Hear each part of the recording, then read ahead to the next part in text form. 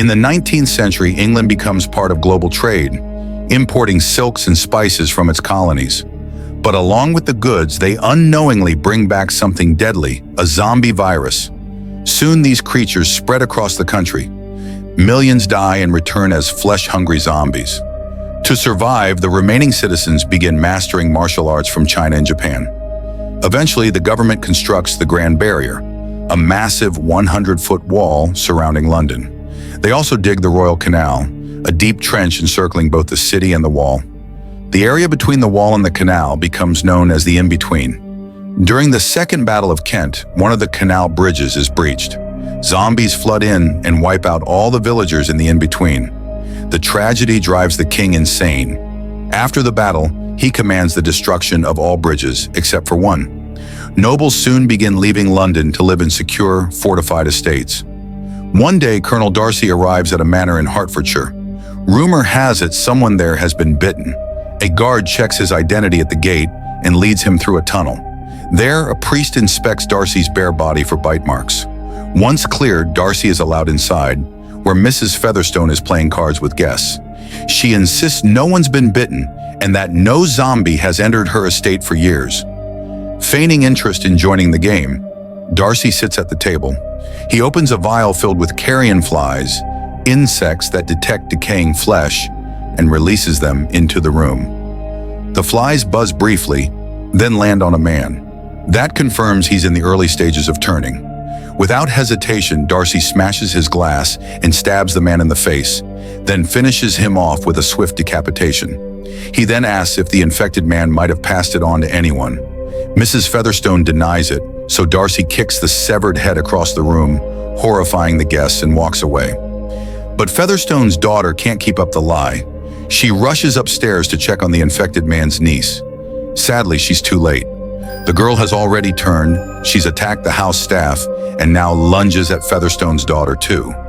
Meanwhile, Mr. Bennet has been training his 5 daughters in all forms of martial arts and weaponry so they can fight off zombies if needed. But his wife, Mrs. Bennet, isn't pleased. She wants them to focus on marriage instead. When she hears about a local dance, she convinces Mr. Bennet to let the girls attend as a break from training. All 5 sisters are thrilled, except Elizabeth, who dislikes social events. They dress up for the occasion, but cleverly conceal weapons in their outfits. At the party, Bingley chats with Darcy, but stops cold when he sees Jane. He's smitten instantly. He asks her to dance, and the two quickly hit it off, enjoying the evening together. After the dance, Bingley encourages Darcy to join in too. He suggests asking Elizabeth to dance, but Darcy coldly remarks that she's tolerable, just not attractive enough to tempt him. Elizabeth overhears the insult and walks away, only to accidentally knock over a bottle, embarrassing herself in front of everyone. Outside, she starts to cry, but suddenly Mrs. Featherstone, now turned into a zombie, approaches her. Oddly enough, Featherstone can still speak and seems eager to tell Elizabeth something important. Before she can say a word, Darcy shoots her in the head. The gunshot draws a crowd outside. At that moment, another zombie appears. The guards immediately ring the bell to alert everyone of the attack. While most guests scramble to safety, the Bennet sisters draw their weapons and leap into battle. They fight with deadly precision, slashing and kicking every zombie with expert skill. Watching Elizabeth in combat sparks something in Darcy. He finds himself drawn to her. Once the fight is over, all the zombie corpses are burned. Back at home, Jane gushes non-stop about Bingley, while Elizabeth vents her anger over Darcy's pride and rudeness, channeling that frustration into her martial arts practice, making her punches and strikes even fiercer. The next day, Jane receives an invitation for tea at Bingley's home. Mrs. Bennet insists she ride a horse instead of taking the coach, hoping that if it rains, Jane might be invited to stay the night. On the way, a group of dogs runs past, being chased by a zombie. Jane prepares to shoot, but her horse panics, throws her off, and bolts. She aims again, but her musket misfires and injures her hand. As the zombie lunges at her, Jane draws her knife and fights back in close combat. She swiftly severs the zombie's hands, slashes its legs, then knocks it down with a powerful kick. She finishes it by stomping its head. As the rain starts to fall, Jane sees another zombie approaching. this time a mother, holding her infected baby. The following day, Elizabeth arrives at Bingley's estate. She learns Jane came down with the flu and spent the night there with a high fever, so Elizabeth came to check on her. Darcy grows concerned that Jane might have been infected. While the doctor examines her, he quietly releases a vial of carrion flies. But the insects don't react to Jane at all, and Elizabeth easily catches every single one. With a smirk, she crushes them in her hand and hands them back to Darcy with a sarcastic remark. Later, Jane joins Bingley and his guests, but politely declines their invitation to play cards, explaining that she prefers reading. This sparks a debate about what defines a real woman, and Darcy finds himself conflicted, unsure if he's impressed or irritated. That night, Elizabeth secretly watches Darcy as he trains outside. The next day, the rest of the Bennet family arrives to pick up Jane and Elizabeth. Bingley hopes they'll stay longer, but Darcy warns him about the ongoing risk of infection. He ends up clashing with Elizabeth again, even revealing that he knew she was watching him the previous night. Trying to lighten the mood, Mrs. Bennet persuades Bingley to host a grand ball to boost everyone's spirits. On their way home, the Bennets notice something troubling. The local orphanage has been destroyed, and now zombie orphans are roaming the woods. Not long after, Mr. Bennet introduces his family to their cousin, Mr. Collins, the man who will inherit the estate, since women are not allowed to be heirs. Over lunch, Collins proudly tells them his patron is Lady Catherine, a legendary swordswoman who made a name for herself during the zombie war. He also shows romantic interest in Jane, but Mrs. Bennet quickly shuts that down, saying Jane is already expected to marry Bingley, and instead, she offers Elizabeth. That afternoon, Collins and the sisters head out to visit their aunt. Along the way, they stop when they spot a wrecked carriage, with a woman inside screaming for help. The sisters immediately draw their weapons. When the woman emerges, they open fire because she's a zombie. Jane finishes her off with a kick that sends her tumbling down a hill. As the journey continues, Elizabeth struggles under the weight of their weapons. But instead of helping, Collins simply hands them back to her. When they finally arrive in town, they see a new group of soldiers assigned to protect the area. Elizabeth meets Lieutenant Wickham, and the two quickly hit it off. Nearby, Darcy rides past. Seeing them together stirs his jealousy, so he silently turns and leaves. Wickham then shares with Elizabeth that he and Darcy have bad blood due to an old family dispute involving money. That night, everyone gathers at the ball. Jane spends more time with Bingley, while Elizabeth tries to chat with Wickham. But Collins grabs her and insists she dance with him, brimming with energy and making things awkward. Later, Darcy asks Elizabeth to dance as well, but Collins interrupts and ruins the moment, leading to an awkward exit. On his way out, Darcy overhears Mrs. Bennet talking excitedly about Jane's future with Bingley, and repeatedly emphasizing how wealthy he is. Meanwhile, Elizabeth runs into Bingley, and the two of them suddenly hear a strange noise. Turning around, they see a servant being attacked by a zombie. Without hesitation, they grab a couple of axes and follow the struggle down into the basement. But before they can help, the zombie grabs Bingley and knocks him down. Elizabeth quickly slides down after him, knocks the zombie to the ground, and checks to make sure Bingley is okay. When she looks up, she's stunned to find a group of zombie orphans hiding in the basement. She asks how they managed to get inside. One of the children says it was their new friend who showed them the way. Just then, Darcy arrives, immediately launching into battle. With swift strikes of his sword and even a kitchen knife, he defeats the zombies one by one. At one point, he even shoves a zombie into the oven. After the fight, Darcy checks if Bingley has been bitten and prepares to kill him just in case.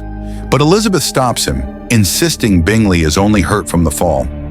Before leaving, Elizabeth tells Darcy he may be a skilled warrior, but he's a terrible friend. The next day, Jane receives a letter from Bingley. He writes that his family is moving back to London and that he's planning to court Darcy's sister instead.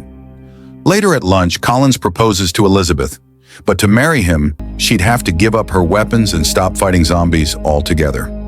Elizabeth refuses the offer and storms outside to blow off steam through training. Her mother scolds her for rejecting such an important match, but her father supports her choice. Elizabeth gives him a grateful hug, but when her mother keeps nagging, she escapes into the forest to clear her mind.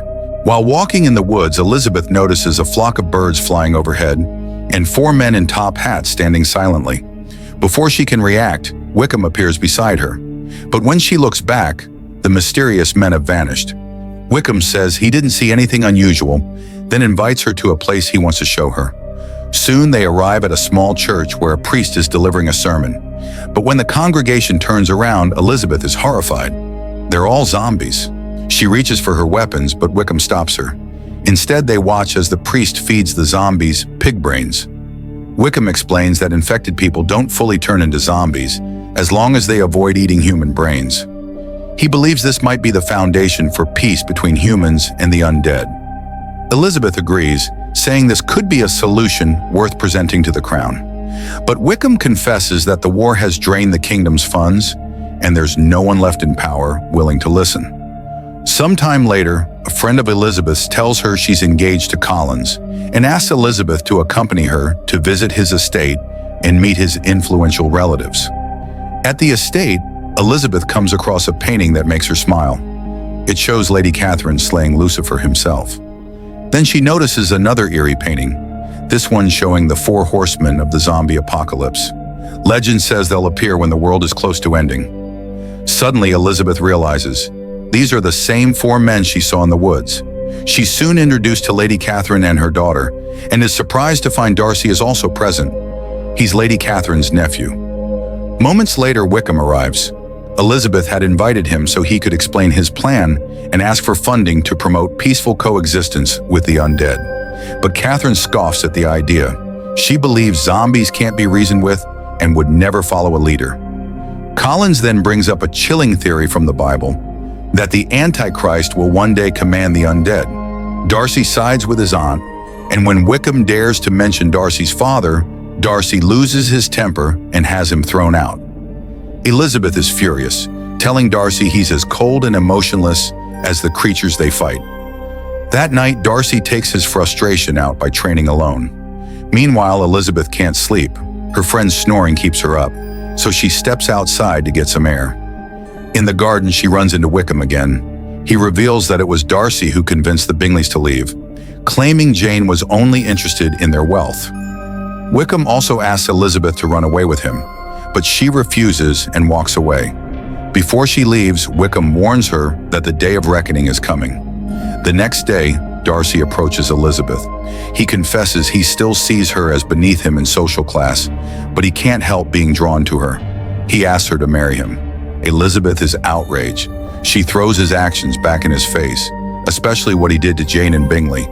Darcy tries to defend himself, but Elizabeth isn't having it. She kicks him, throws things at him, and even swings a poker at his head. Darcy blocks her strikes, and soon they're caught in a fierce hand-to-hand fight.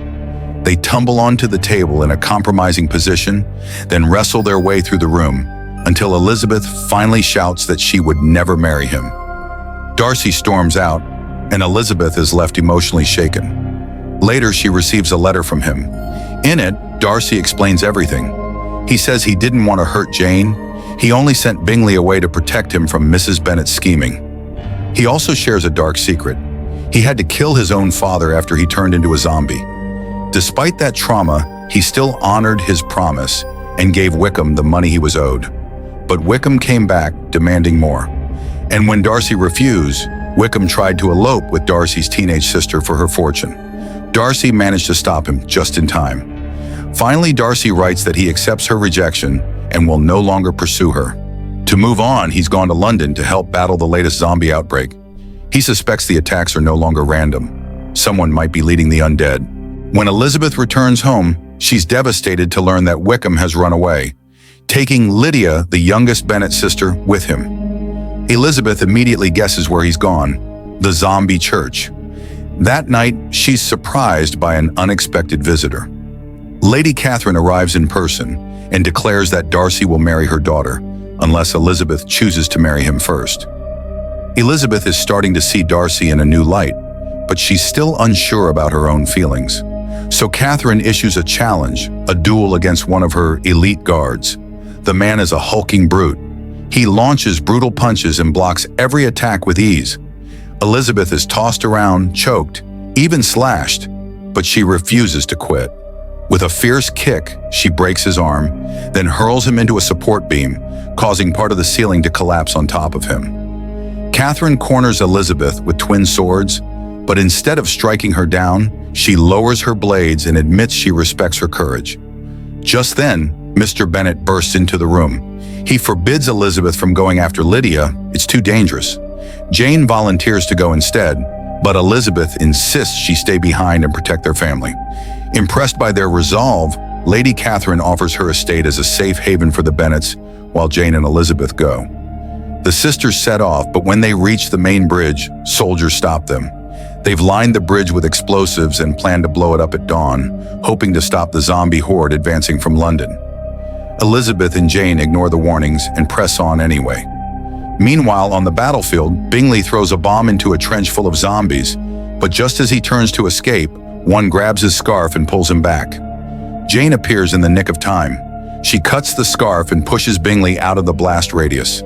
Elsewhere, Darcy is locked in his own battle. He cuts down a zombie with his blade, only to realize he's standing in the middle of a zombie graveyard. Rotting hands burst out of the dirt, grabbing for him. A massive undead creature lunges from behind, but before it can strike, Elizabeth appears and buries an axe in its skull. She tells Darcy about Lydia and says Wickham must have taken her to the zombie church. Darcy's expression darkens. He tells her the church was burned down 5 days ago. If Lydia was there, she's likely dead. Heartbroken, Elizabeth walks away. But once she's gone, the truth is revealed. Darcy was lying. The church still stands. Under cover of night, Darcy sneaks around its perimeter. Inside, he sees them, the 4 horsemen of the zombie apocalypse, leading a massive coordinated horde. Meanwhile, Elizabeth notices something strange.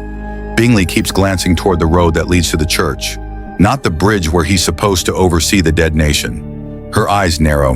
In that moment, she realizes Darcy lied to her. Without hesitation, she jumps on her horse and rides away. Back at the military camp, a soldier makes a horrifying discovery. Someone has stolen all the brains from the corpses of fallen soldiers. Cut to Darcy, he slips into the church through a back entrance and finds Lydia chained to the wall. That's when the truth unravels. Wickham plans to lead a zombie army straight into London. Just then, Wickham steps out of the shadows. Darcy offers him money in exchange for Lydia, but Wickham laughs. He doesn't want money, he wants revenge. He fires his gun, the bullet ricochets off a gate, the sound echoing through the building. It's the perfect alarm. The zombie horde, already fed with soldier brains to make them feral, bursts through the doors, flooding the room. While Wickham fights off the undead, Darcy smashes Lydia's chains, and his horse yanks off the window bars to create an escape route. He hoists Lydia onto the horse and sends her galloping toward the bridge. Then he turns back, slicing through the advancing zombies. Wickham returns and their long-awaited sword duel begins. Blades clash, sparks fly. Meanwhile, Elizabeth rides through the smoking ruins of London, watching the city burn. That's when she spots Lydia in the distance. She calls out, but the roar of the undead drowns her voice. The zombie horde closes in behind her.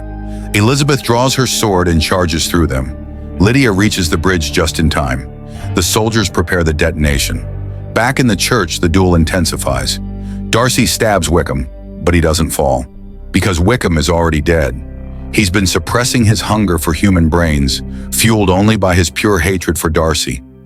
He reveals the horrifying truth.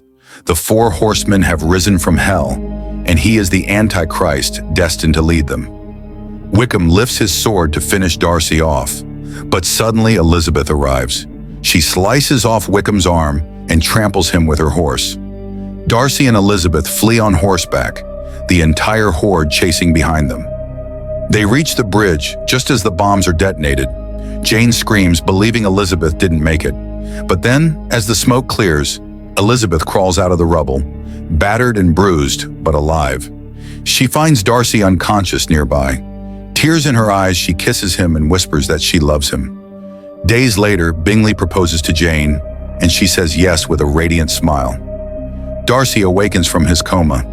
He tells Elizabeth he heard her on the bridge, every word. He asks for her hand. She says yes. The 2 couples marry in a beautiful joint ceremony, officiated, of course, by Collins. Everything seems perfect, until Wickham appears in the distance, leading a new zombie horde. Make sure to subscribe Duty Movie and turn on notifications for more thrilling recaps just like this. Thanks for watching.